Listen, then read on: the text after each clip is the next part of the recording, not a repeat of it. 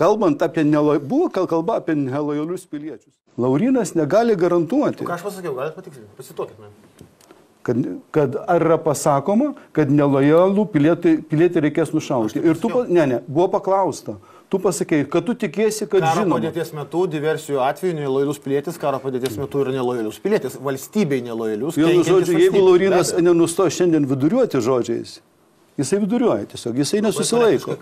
Jisai nesusilaiko. Tai yra problema, aš manau, problema komunikuoti. Jo, ir tiesą sakant, labai yra gaila, kad partija, kuri egzistuoja nuo 1992-1993 metų, turi šiai dienai tokios rimtos geopolitinės situacijos aplinkoje, lyderį, kuris vargiai gali tiksliai komunikuoti, bet gali labai drastiškai kalbėti. Ir tokiu būdu, sakyčiau, destabilizuoti padėtį iš esmės netgi valstybės viduje. O paties padėtis dabar tampa panaši kaip Vaitkaus. Gali būti, kad ir Vaitkus turės bylą ir pats turėsi bylą. Липочкарик.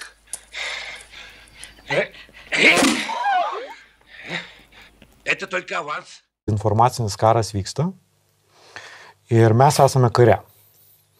O kare kaip kare. Reikia savų diversantų. Savų žmonių, Čia atsargiai labai susaukom. Липочкарик.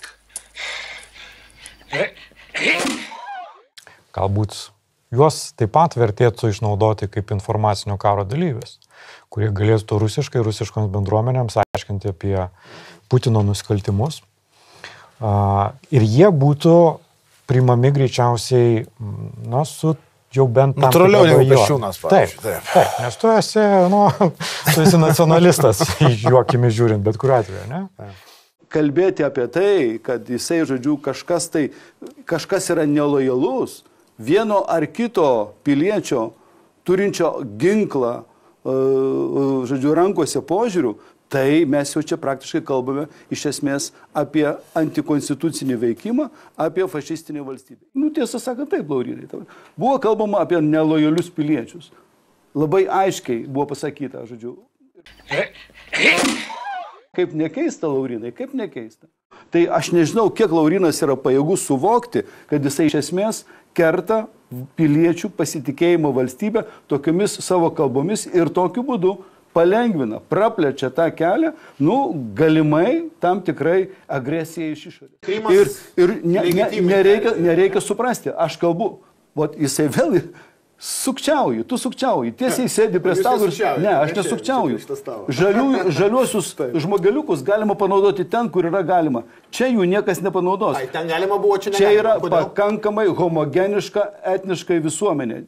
Žaliesiams žmogeliukams Lietuvoje nėra vietos.